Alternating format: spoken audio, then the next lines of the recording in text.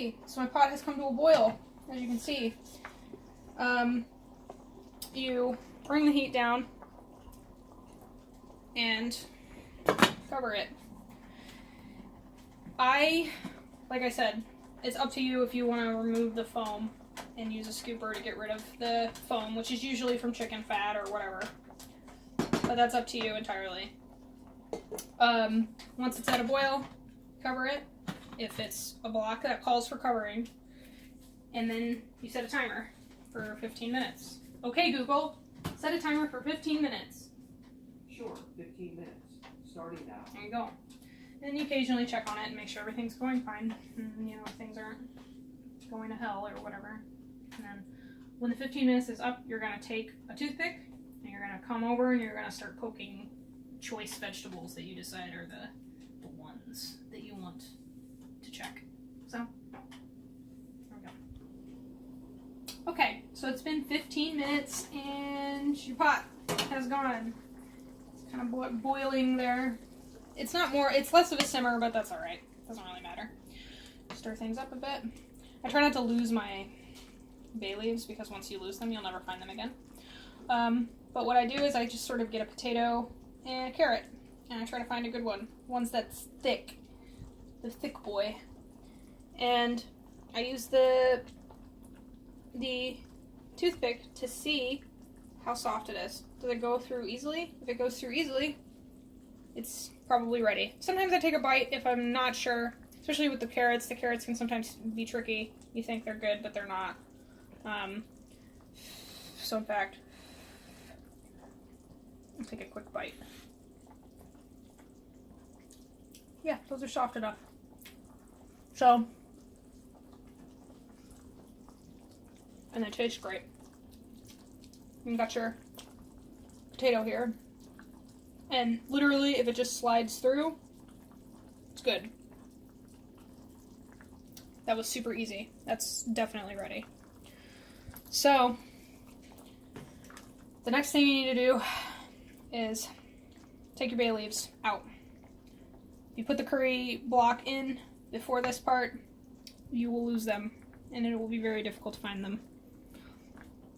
I just literally scoop them up and throw them out. And some people are like, oh, 15 minutes isn't enough, but it should be enough. Most certainly it should be enough for you. Really anybody. There's a reason that says on the box 15 minutes, they're not just making it up. You stir it up. Look at that. It's real delicious looking. The potatoes are have turned golden because of all the curry and everything. And the foam has disappeared. So it's more like an oil now. So that's why I don't remove it, because it seems kind of good. So what you have to do then, I usually turn the heat up to 5, and then, or medium, and then I take the pot off the heat. That says so on the box. You're supposed to take the pot off the heat when you turn the heat off, break S&B golden curry sauce mix into pieces, and then add them to the skillet. Here's the thing though, if you turn the heat off with an electric stove, it's just gonna still be on for 5 minutes while it cools down. So you just take it off the heat. I just keep this hot, and you open your brick. Oh, look at that. Let me break it. Some people cut it into really thin pieces. You can if you want to. I used to do that. I don't do it anymore. There's no real reason to do it as long as you make sure that everything's stirred up. So I don't put it all in at once just because it'll get all stuck together and amalgamated otherwise. And what I do to sort of stir it or get it started is I kind of jostle it in the water very gently. I don't stir it real big because what'll happen is the pieces will just get stuck together and then they will stick to other vegetables, and you'll get this giant horrific monstrosity that is a curry piece, and it's really, really awful. See, I've lost my curry bits, but that's okay. At that point you can just start kind of going at it. And it's important to check to make sure that where is the block? Where did it go? Is it stuck to a bunch of vegetables? Here. The chicken's got curry stuck to it. So you want to make sure you just kind of like jostle it. And this is why you take it off the heat, because it melts better. They don't tell you that on the English boxes, but they tell you that on the Japanese box. See, look at that amalgamation. You want to make sure you break that up. Gotta break that party up. Get it melted. And this is the first brick that I've added. I'm gonna add the second in a minute. But just make sure you stir it until all of the curry bits, like if you got something like this, get rid of that. Just stir it, kind of scrape it, stir it, jostle it, make it go away, make it dissolve.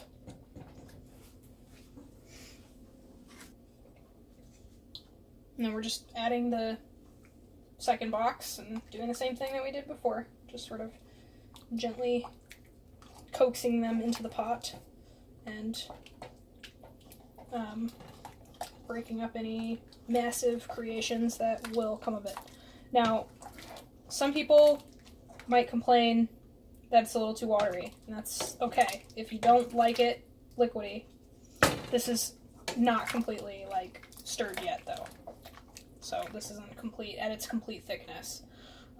This is not when you should decide whether or not it's too watery or not. You need to put it on the heat again and re-thicken it before you decide. If you feel like you want it thicker, you need to add more curry block to it. See, there's a bunch of amalgamations. It's just like, you want to avoid these. When you think it's stirred, it's not stirred. It's not done. You need to keep going.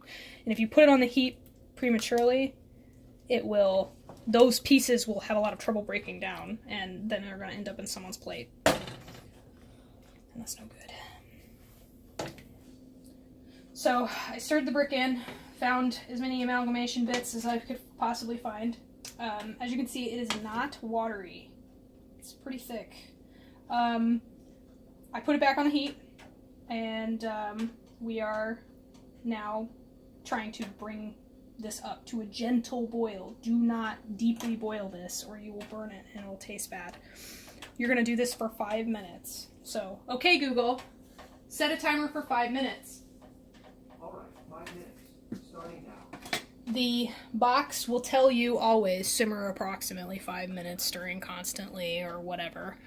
Different boxes tell you 10 minutes, like Java Curry I believe tells you 10 minutes and things like that, but this is what we got. So make sure you always stir from the bottom. This is why I like my scrapey, because you stir from the bottom so that you could take what's ever on the bottom off the heat. Don't burn it, because the burnt pieces don't taste good.